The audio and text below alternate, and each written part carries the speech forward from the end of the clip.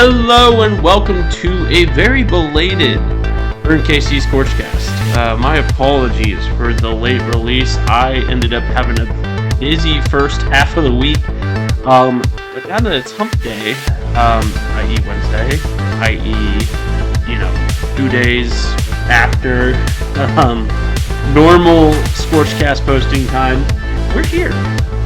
And I appreciate your patience through all of it. I am a very busy person, and I appreciate y'all sticking around and bearing with me as I navigate this thing called life.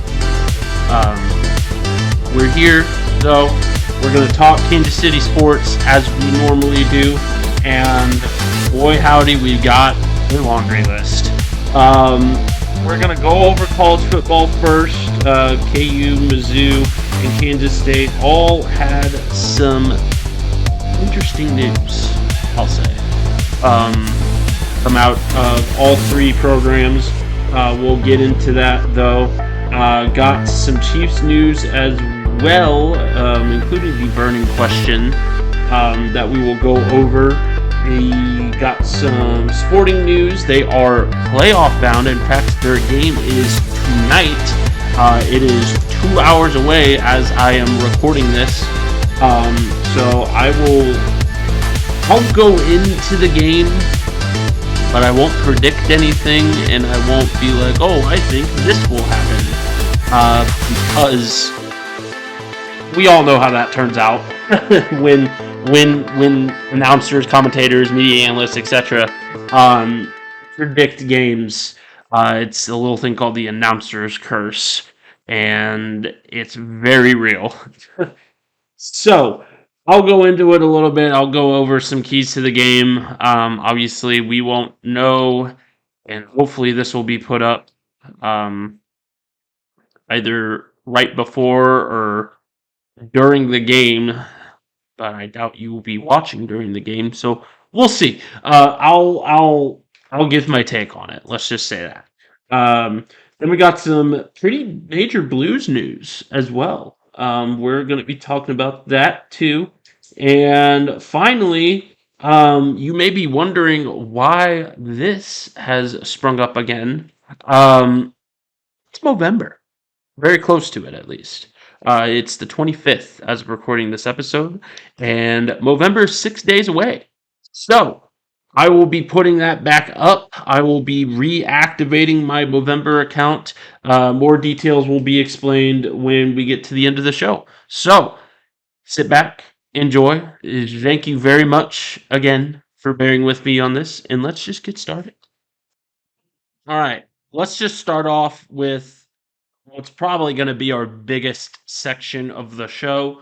That's our college football section. And let's start off with Kansas. Kansas had a bye week this past week, which honestly probably couldn't have come at a better time for Kansas. They're fresh off a heartbreaking Oklahoma State loss that they very easily could have won. Still leaves a bad taste in the mouth, I'm sure. And as a Kansas alum and Kansas fan myself, yeah, I was a little frustrated with that loss. This was a very winnable game for Kansas. They should have won the game, and they fell on their face in the second half. They looked great in the first, were doing whatever they wanted to offensively, and then just didn't in the second half. I mean, it was tragic.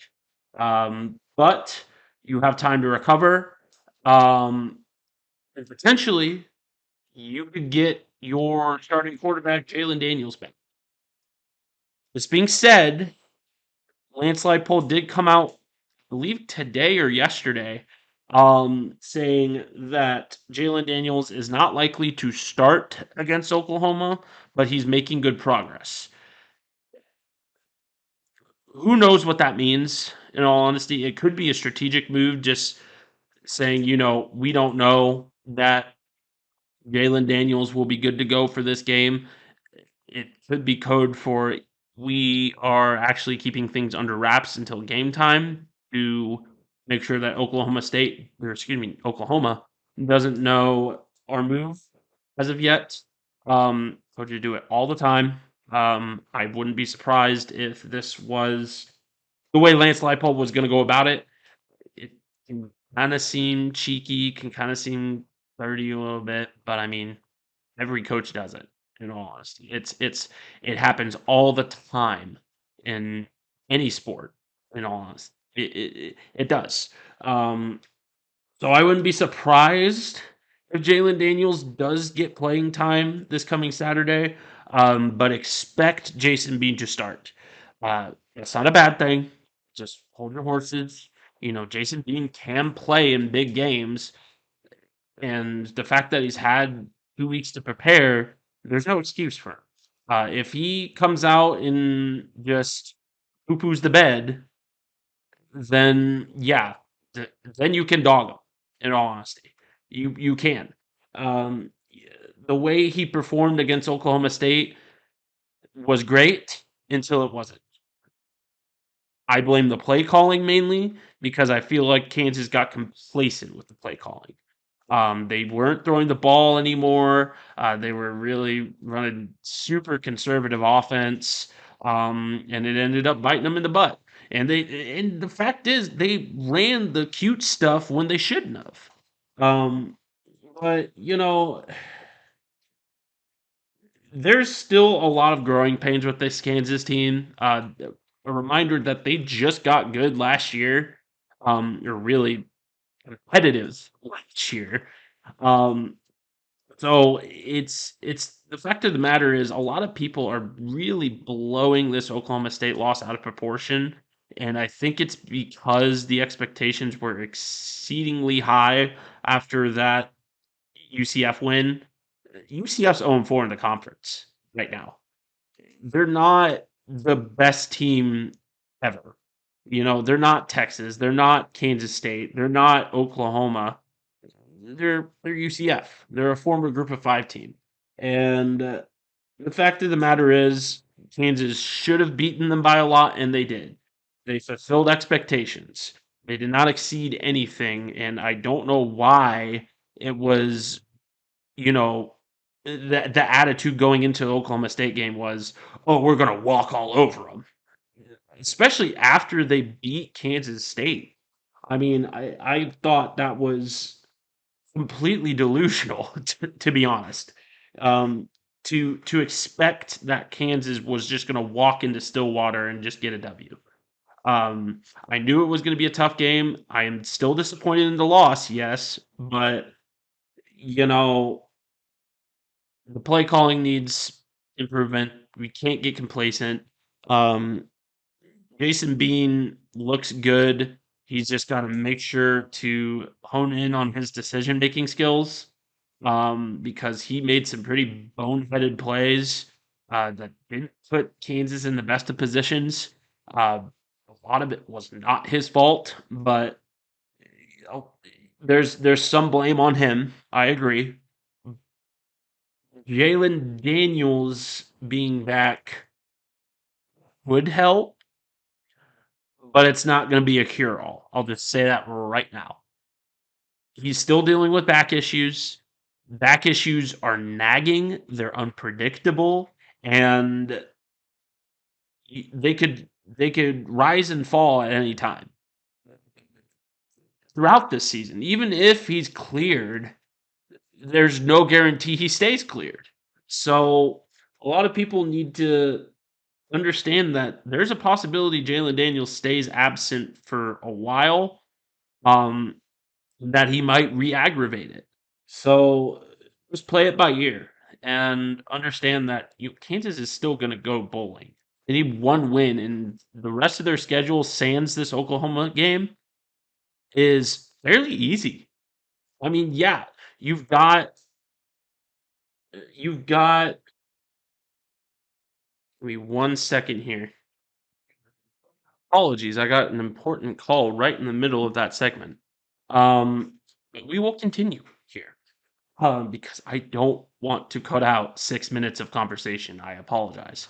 I'm already kind of mid at at editing.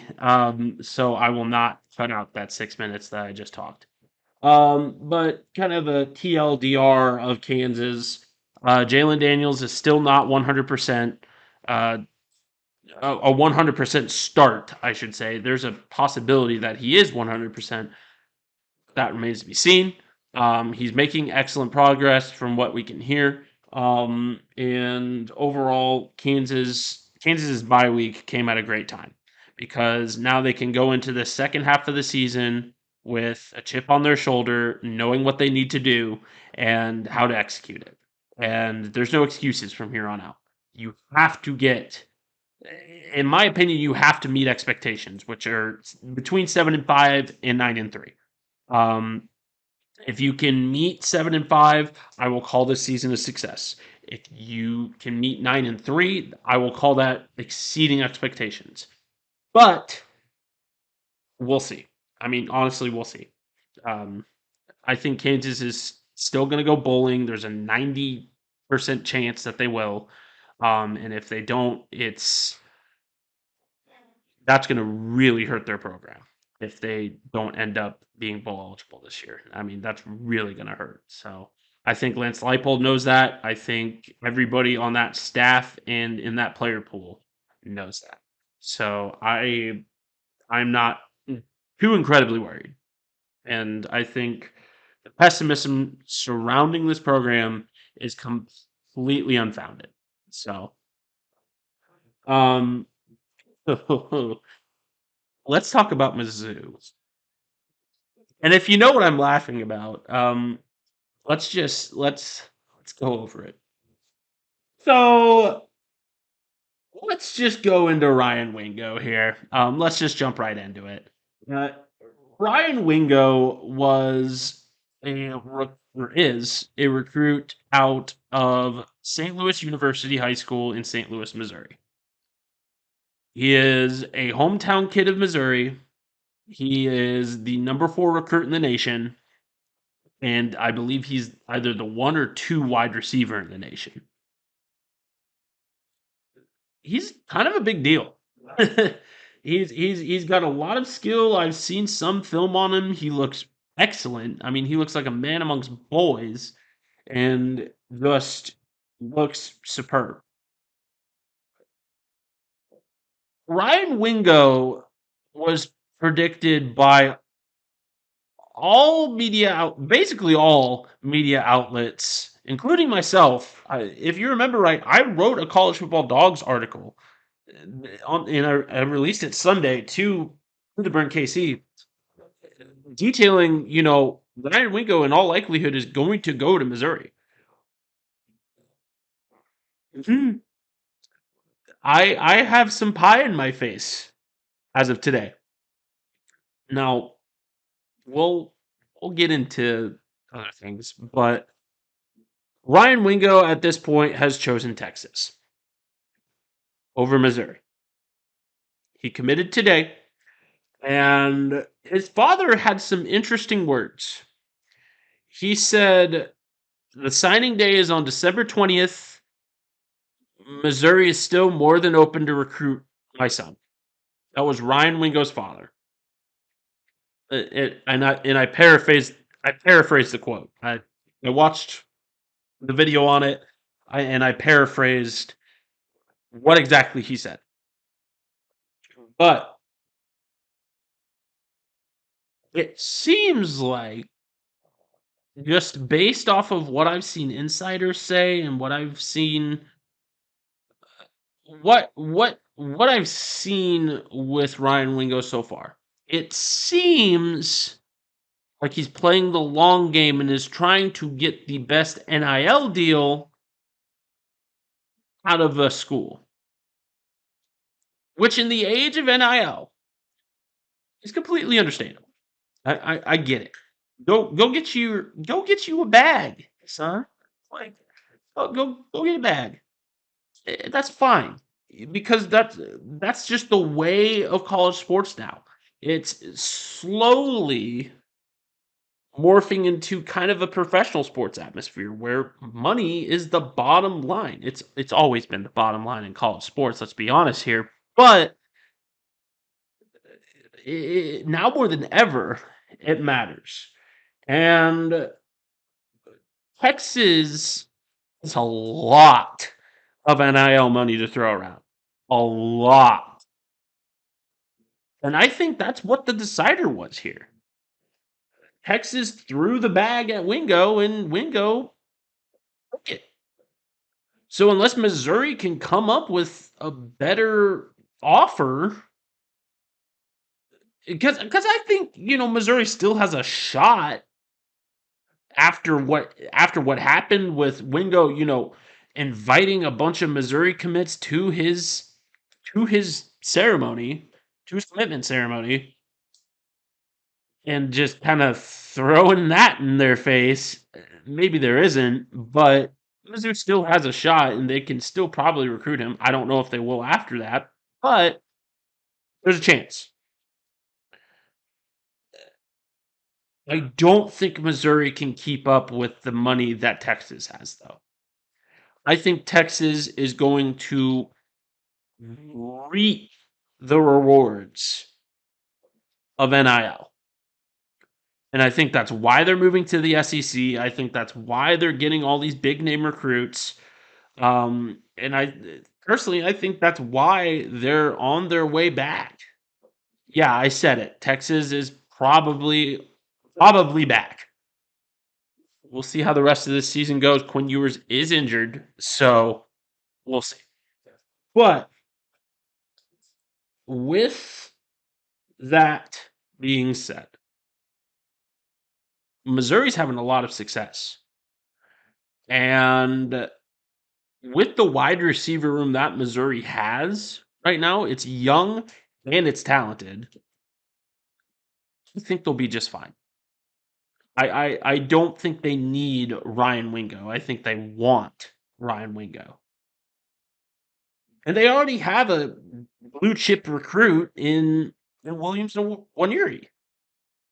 He's a defensive end, and he's going to immediately make an impact because, yeah, the front seven's good for Missouri, but it's old. They're going to be losing a lot of guys.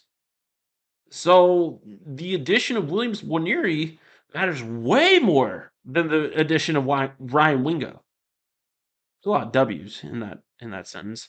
But I think with how Missouri is doing right now, the Wingo loss is not a huge loss. I think they're going to cut their losses. I'm not sure that they'll stop recruiting Wingo, but after what happened today, I wouldn't be surprised. They know that they can't keep up with Texas in regard to NIL. So what's the point? There's one thing that clearly matters to this kid and his family, and that's money. Otherwise, he would have chose Mizzou. And that's what a lot of Mizzou fans are concurring right now. So, let's talk about the current for Mizzou right now. Currently speaking, Mizzou sits at 6-1 at the moment. Or is it 7? I think it's 7-1 actually. 7-1. They're sitting pretty in the SEC title chase right now. They're a very underrated team in that chase, but they have plenty of ability to make a run at it. Especially with if they can go in next week and beat Georgia on their own turf, mind you, I think that decides it.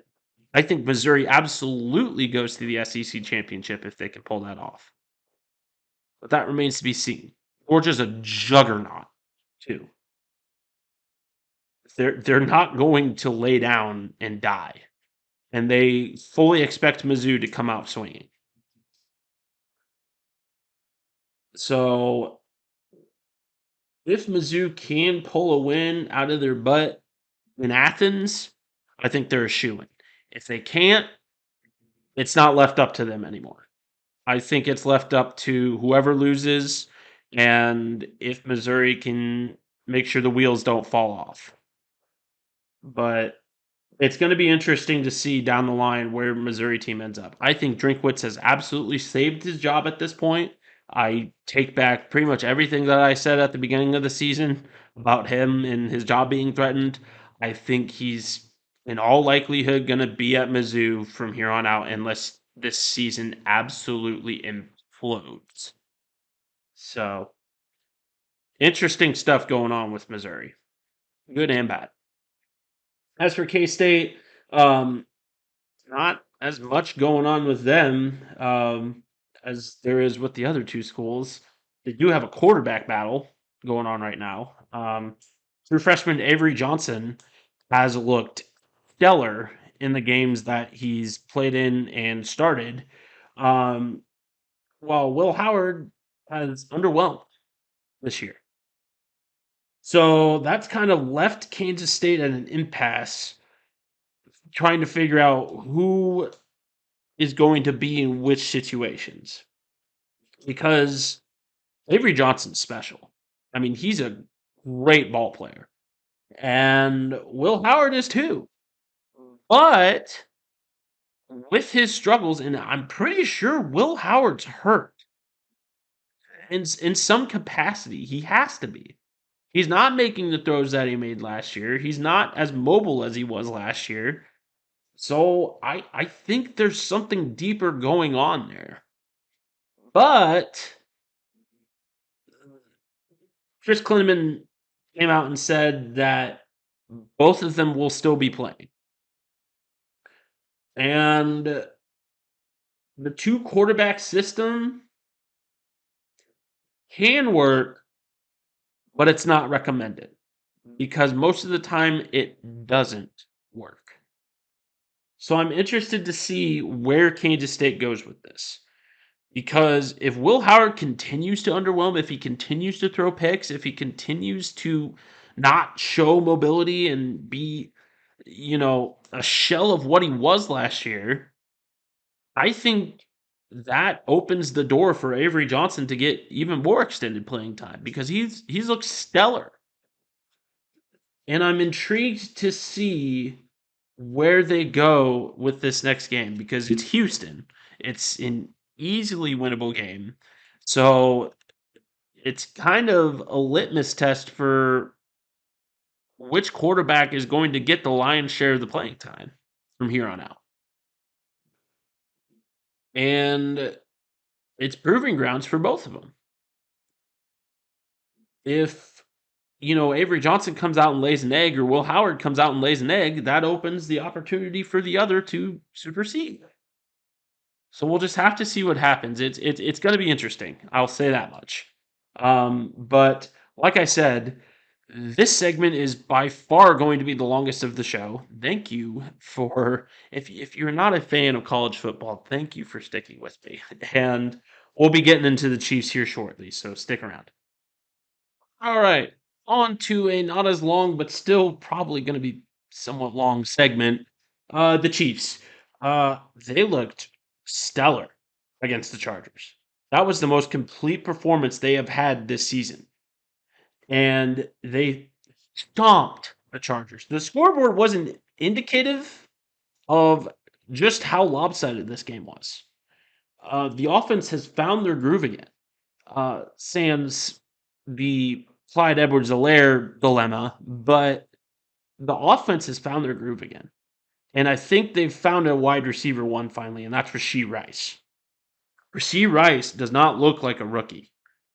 At least not anymore. I mean, obviously, those first couple games he had some pretty bad drops, but he looks like he has improved immensely.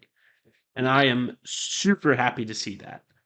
And the defense. The defense hasn't allowed 20 points all since the Lions game. That is the one team that has scored more than 20 points against them thus far this season. This defense has the potential to be the best defense in the NFL. And for sure, the best defense that Patrick Mahomes has ever had. And man, The pass rush was already good even without Charles Omenihu, but man, he just adds another dimension to it. And it's awesome to see that pass rush finally have some help instead of Chris Jones. I mean, George Karloftis is getting in there. Mike Dana is getting in there. Like, Drew Tranquil, Willie Gay. It, it looks spectacular. And I'm looking forward to seeing how this defense does throughout the rest of the season. Um, they're going to be missing a pretty big piece in Nick Bolton for about 2 months. I think he broke his hand, or fractured his hand. I, that's probably the same thing. I don't know. I got a C in anatomy, so um, eh, yeah, they'll be missing Nick Bolton, but I mean, next man up in Drew Tranquil is definitely not a complaint that I have. And next man up from Drew Tranquil is Leo Chenal. And Leo Chenal has shown that he can play as well. He's a great downhill backer. Um, the secondary looks great. I mean, they're keeping up with some of the best wide receivers in the nation, or in the National Football League. Um, this is not college, in the nation just means in the NFL. They're kind of interchangeable. Whatever. I'm not going to get into linguistics here. Um, but I mean, the defense just looks stellar. I mean, I did not expect this defense to play the way that it has. I expected them to grow from last year, but I did not expect them to be one of the top defenses in the NFL, and they have proved me wrong, and I love it. Love it, love it, love it. The offense, like I said, has found their groove again. Patrick Mahomes is finally getting in tune with these wide receivers. He did have a really, really bad miss to Marquez Valdez Scantling on that interception that he threw. If you didn't see it, Marquez Valdez Scantling, MBS, um, was wide open, and Pat just missed him. And he admitted that he missed him. Um, but those kinks can get worked out. I mean, we're still only in the middle of the season. Uh, you have time. This is a playoff bound team. I mean, I, if I remember correctly, I think the AFC West is already won by the Chiefs. If they win, I think 1 to 2 more games, they've won it. And that's crazy. um, so this is a team that catches so much criticism. For what? They're winning games. They're winning ugly games. They're winning great games. And that's the mark of a dynasty. Even the Patriots teams of old had complete duds, but still pulled out a win. Mainly because they had Tom Brady, who is just a winner. But bleh. But Patrick Mahomes is too. When you have Patrick Mahomes, you have an opportunity to win. And I will never stop saying that. Um, one poor thing that happened. Actually, I'm not going to get into that. Yeah, I'm going to get into the burning question. Uh, and that is a question regarding some old friends. One of which did join the Chiefs, and the other signed to the Seahawks today. Frank Clark signed to the Seahawks. So that poll's probably going to be null and void, but look at it anyway, right? We'll look at it anyway. Here's the burning question of the week.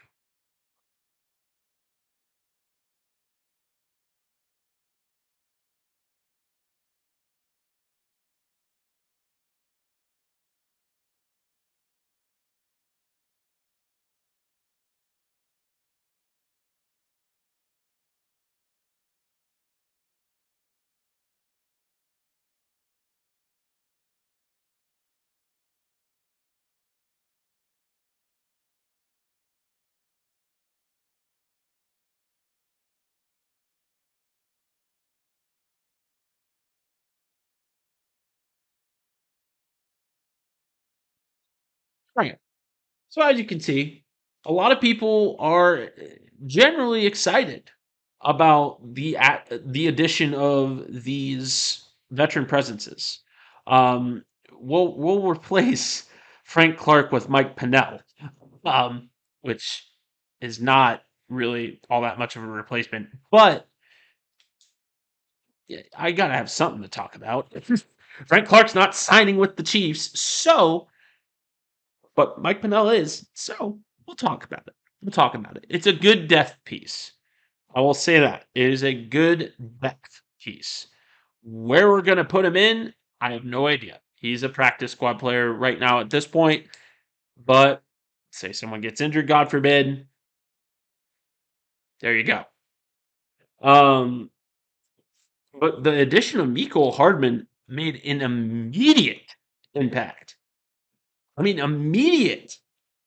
He returned a punt to just basically put the dagger into Los Angeles, into the Chargers, and then had a huge first down catch too. I think the Chiefs missed him a ton, and I think he's going to get an expanded role as the year goes on. I think he has a lot to prove, and he's out to prove it. And with how he returned that ball, I was just like, man, it is great to see you back, man.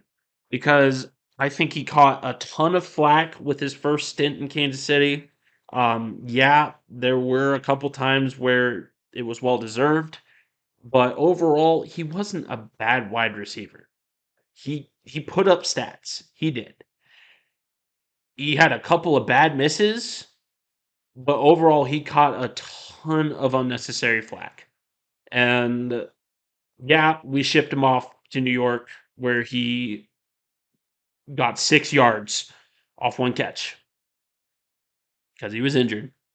But now that he's back here, I think he's just got a new lease on life. I think he's got a, hey, don't F this up attitude because he's given a second chance here. And I think he has the opportunity to prove that he belongs here. So we'll see where this goes, but I don't think this is just a depth piece like the Mike Pennell trade is. I think or acquisition. I don't think he was traded from anywhere, but the acquisition of Miko Hardman may pay big time dividends. We'll just have to see. Especially after what happened with Justin Ross and kind of Justin Watson too, but he's on his way back. He practiced today in limited fashion, yeah, but he practiced. Um, but the loss of Justin Ross, potential loss, I don't think he's gone yet, but I mean, he got arrested for domestic violence. Um, from what I saw in the report, it's not spectacular. I think it's made out to be a lot less worse than it is. Because from what I read, he did more damage to his girlfriend than he did to the property, and I think a lot of people are paying attention to the property part rather than the girlfriend part because allegedly he drug around his girlfriend and like beat up on her, which is not okay. It's the furthest thing from okay. And it really seems like a lot of people are just paying attention to the destruction of property, which was less than $1,000. That's a misdemeanor. But it has the potential to elevate because of what he allegedly did to his girlfriend. There's still some things to clean up. There's still an investigation that's ongoing. This case is open, but there's a possibility that this gets worse. And if you know the Chiefs, you know that they're not going to put up with that. And you can talk about the Willie Gay situation or the Frank Clark situation. Those were two very different situations. Frank Clark was just stupid and forgot to put away his guns, and Willie Gay broke a vacuum. This is a different situation. And the fact that he's back at practice is kind of concerning because I don't know if the Chiefs want to get caught up in that if the allegations are true. So we'll play it by ear and see how that goes down. It's it's a situation of the law, so I'm not going to dive too much into it because I am by no means a law expert. But we'll have to see where this leads because if it leads down a path where Justin Ross is facing domestic violence charges, I don't think he stays with the team. And that sucks because there were so many people rooting for this kid. And for him to just throw it away like that, I mean, it's very reminiscent of the Arterio Morris situation over at Kansas. You are given a second chance, and you throw it away. So I hope that's not the case. I pray that's not the case. I hope that he didn't lay a finger on his girlfriend, but that remains to be seen. So that's where I'll leave it. Um, Another thing that kind of came up was the Brittany Mahomes and Taylor Swift controversy that was completely overblown by opposing fan bases. There are two women that are friends. That's it. That's it. That's what they're mad about. Like, they're two women that are engaging in friendship because their significant others play for the same team. That's it.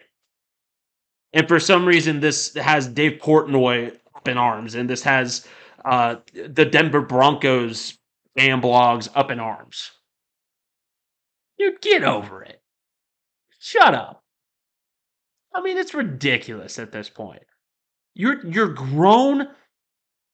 You're grown people worried about a friendship between two women, or or a relationship between a pop star and a football player.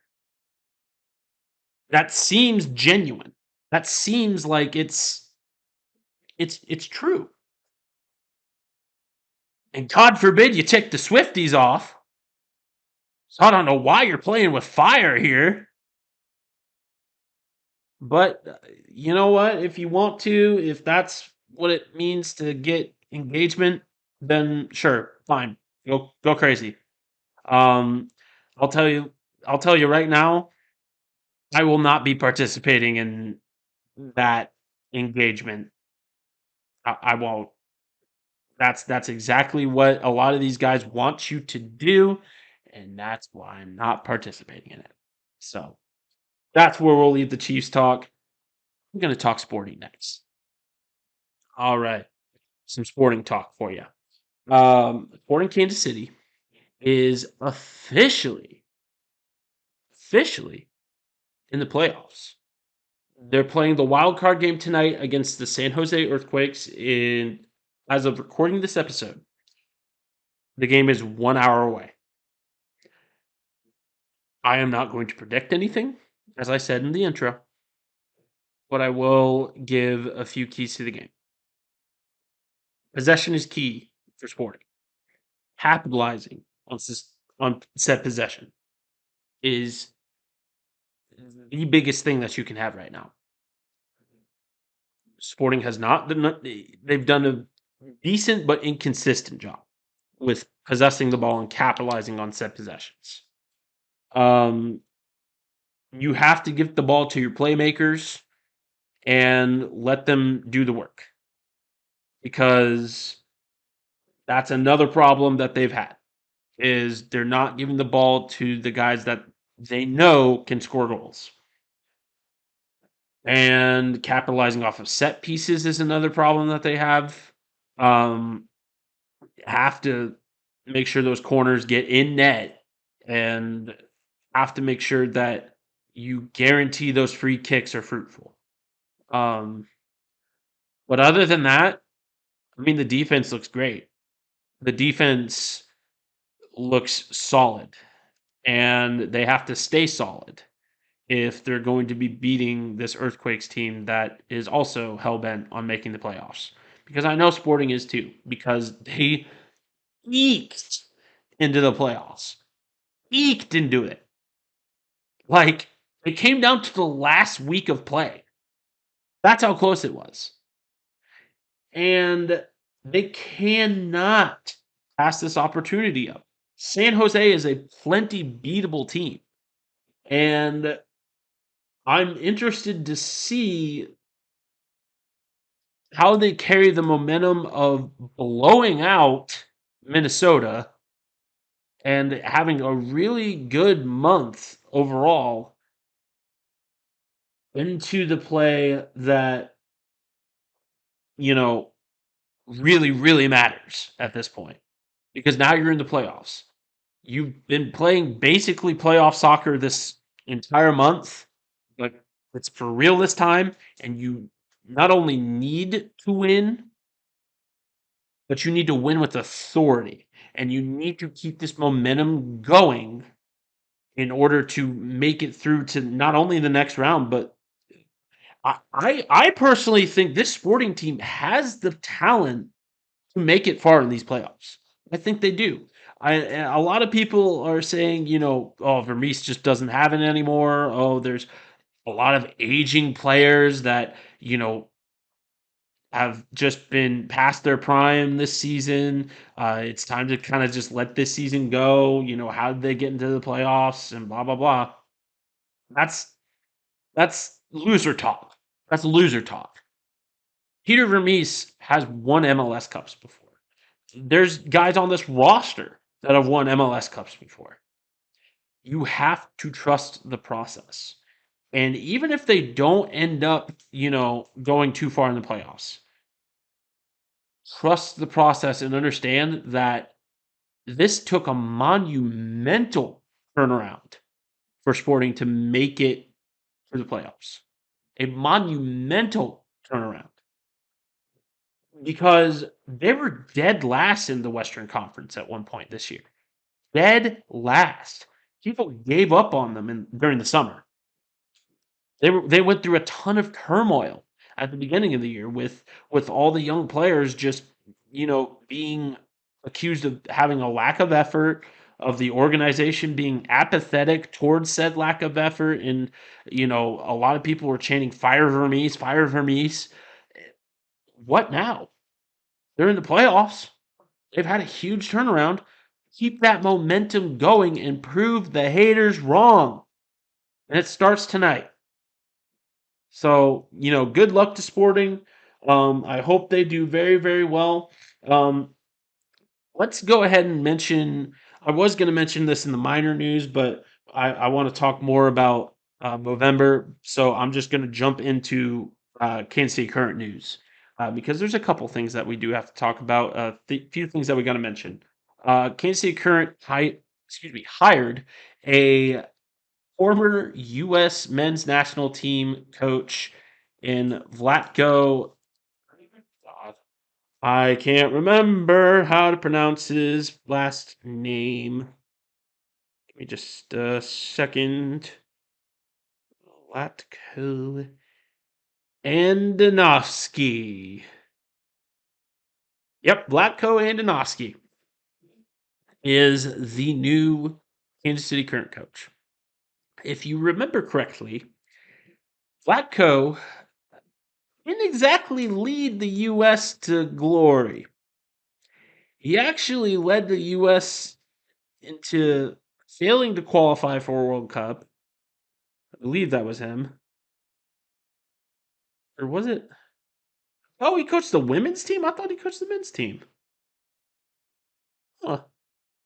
I could have sworn he coached the men's team. Um, ugh. But yeah, he resigned.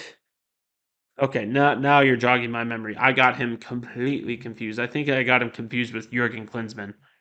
Um, and even then, I'm not sure that's right. Sarah, correct me, please, if I am very, very wrong. Um, but he coached. Now that I'm looking at the internet, he coached the U.S. women's team and didn't exactly perform well as the women's team coach. He actually ended up resigning after the World Cup exit. Um, Boy, howdy. It was a rough go this past World Cup, and good riddance. To be honest, good riddance. Um, but now he's found our way back into our lives, and he's not a bad coach per se, but he's not the greatest person in the whole wide world. And kind of bailing on your team after they're going through turmoil like what happened with this past World Cup doesn't exactly look good on a resume. So I'm kind of surprised with this signing, but we'll see how it goes. Um, Anything could really happen. Um, and overall, it's an interesting signing. Um, as for more current news, though, Joe's is coming to the new Kansas City Current Stadium, and I could not be more excited. Getting a Z-Man, watching some soccer, love it.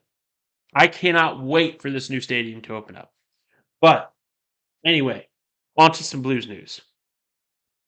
All right, we're going to be talking some Blues news now. The Blues have qualified for the Midwest Regional Playoffs.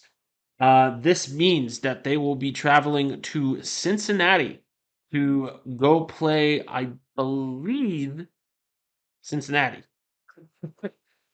in the Midwest playoffs. Cincinnati is a great team. They've blown pretty much everybody out of the water that they've played. It's going to be a tough game, but the Blues have not played Cincinnati yet, and Cincinnati has not played the Blues. So it's going to be an interesting one. That's for sure. Um, the Blues will be bringing their best, I'm sure. We've got some great players this year in Ezzy. Uh, I'm not. I don't even know if I want to try and pronounce his last name. I'm just gonna. Ezzy. I'm sorry. I'm not gonna butcher your last name though. So Ezzy's there.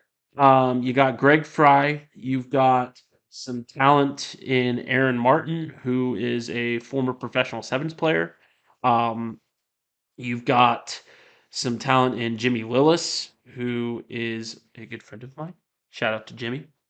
Um, and you've got just a ton of depth and great coaching from Jamie Devers and Scott Cran.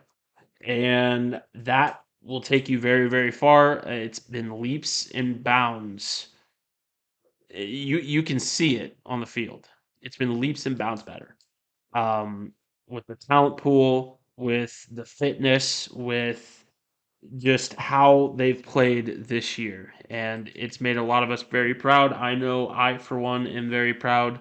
And the guys, I apologize again that I haven't been out as much. Again, I'm a very, very busy person, and believe me, it kills me that I'm not out there. But I come out when I can, and I'm hopefully going to be out there tomorrow. So be on the lookout. Um, and I can't wait to support you guys. I do it how I can. Believe me, I do. And as far as how the Blues will end up playing, um, if they come out and play like they did against the Lions, this is going to be a one heck of a game. They had a lot of offensive firepower. The defense shot up together. They limited the mistakes and the penalties. And overall, it was just an excellent game front to back. If they can play like that against Cincinnati, they have a big chance at making this a game and winning it. Cincinnati is still the number one team in the Midwest. They're going to bring their best. But if the Blues bring their best as well, I think it's going to be one heck of a game to watch, and I'm looking forward to seeing how it goes. Um, as far as other minor stuff goes, um, some Josh Jackson stuff. this week. Josh Jackson, if you don't know, is a former Kansas basketball player. He is charged I believe, in connection with a sexual assault that took place, I believe, 1 year ago. He is officially been put, I think, on the NBA's exempt list. While this case gets resolved, it is alleged, but I mean, Josh Jackson has had, if you know Josh Jackson from KU, you know he's had problems, and this just is not welcome news at all. Um, Same thing goes with Arterio Morris. It's kind of in the same vein as that. Um, but just know that neither of those guys represent KU anymore. And anybody that tries to tell you otherwise is not speaking the truth and has not dealt in matters like this. Um, Unfortunately, these guys have given the Jayhawk name a bad name, and that's why they've been scrubbed. Um, Arterio Morris tried to apply for Garden City Community College, and I believe he even got enrolled. And he was immediately kicked out because of the problems that he's been having. I believe he's in custody now, so probably not going to have those problems anymore. So thank God. Um, you know, just it's been a rough go for former Kansas basketball players. But Christian Brown did block LeBron James last night, which I thought was pretty cool. And there's success stories, and then there's not so successful stories. It's just the nature of the beast with the blue chip program. You guys that play for this program are going to receive a lot of publicity. Some guys can handle it, some can't. And unfortunately, with Josh Jackson and Arterio Morris, those are the guys that can. So overall, that's where I'm going to leave that conversation. Let's talk about this thing on my face here. Um, if you don't know slash have been living under a rock, this is what's called a mustache. Um, and the reason I grow out this mustache is number one, my girlfriend thinks it looks good. And number two, I am participating in a thing called Movember. Movember is, if you weren't here last year, I participated in it last year as well. This will be the second annual Burn KC Movember Drive. If you don't remember last year, I grew out a mustache in support of men's mental health awareness.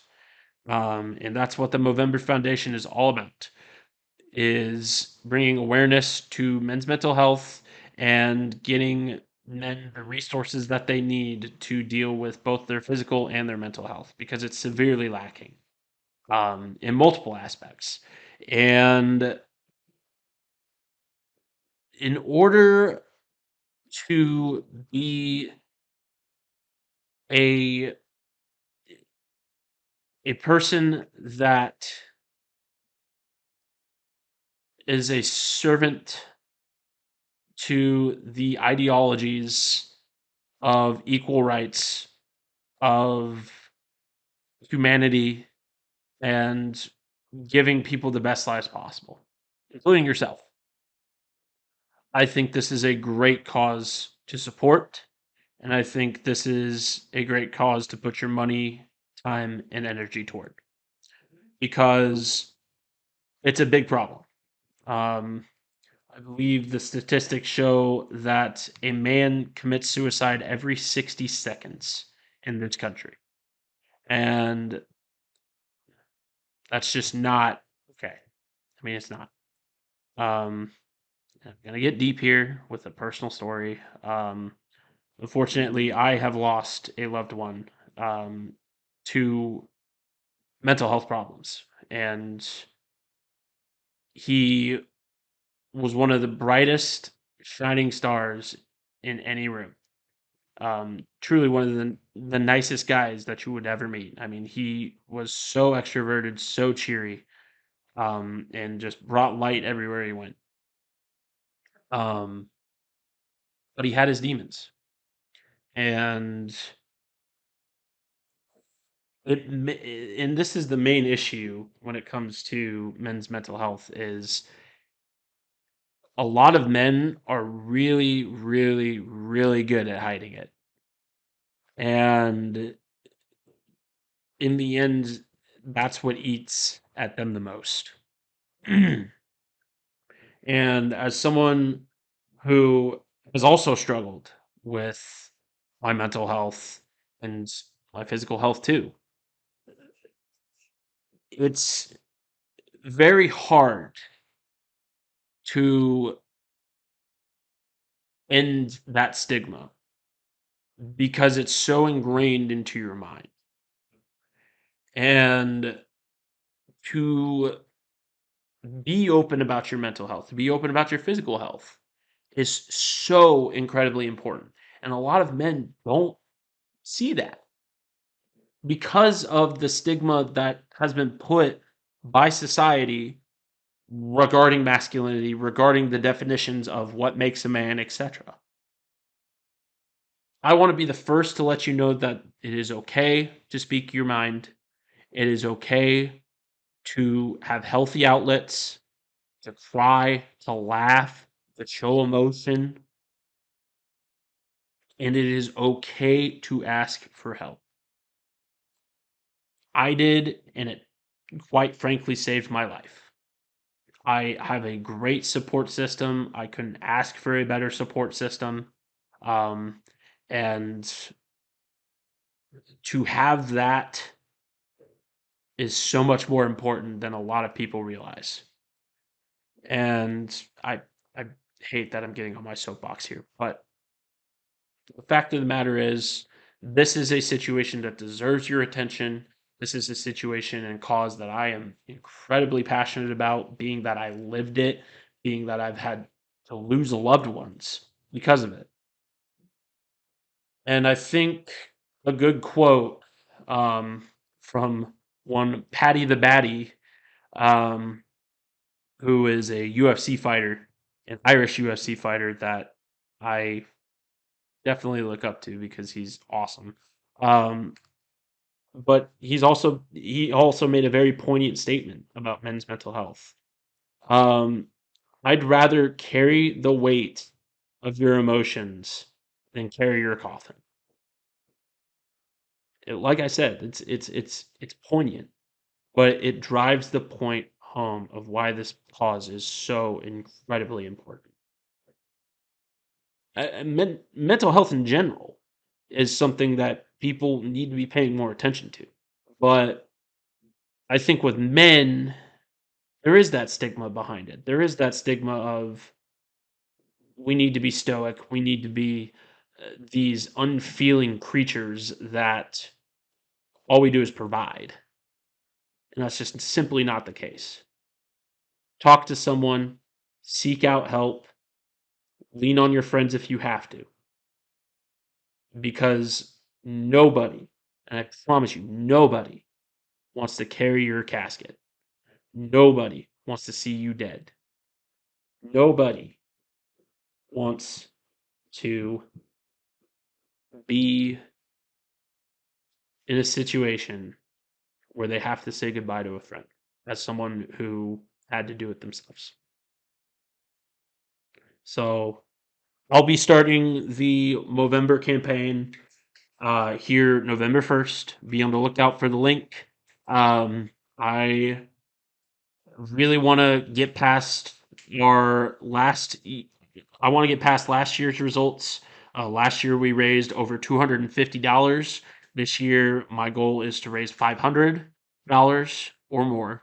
Um, but every penny counts. Please, if you have the money, time, or energy, it takes 2 seconds to even share the link. Please do so. So, um, like I said, November 1st, be on the lookout for it. I'm probably going to be doing some charity stuff. I may stream even to promote Movember. But in the end, this isn't about me. This is about men's mental health and raising awareness for it.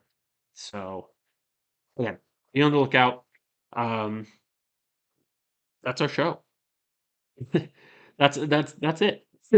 But thank you for listening to me getting on my soapbox. Thank you for allowing me to rant a little bit because it is aside from sports, it's one of the causes that I'm most passionate about. Is getting men the help that they need, getting boys the help that they need, and being an advocate for mental health. And I truly hope that I can be a humble servant to a cause that is so near and dear to my heart. So, thank you so much for listening. This has been the Burn Casey ScorchCast. I am your host, Alex Blackburn. I will be seeing you potentially Sunday. Um, it all depends on when my college football playoff, uh, when that meeting gets out. I'll do my best to record. I know I'll have homework then, but I'll do my best to get the ScorchCast out as fast as I possibly can because it's Wednesday. And I'm just now getting this done. But again, thank you for bearing with me. I hope you enjoyed the listen and have a great night. Go sporting.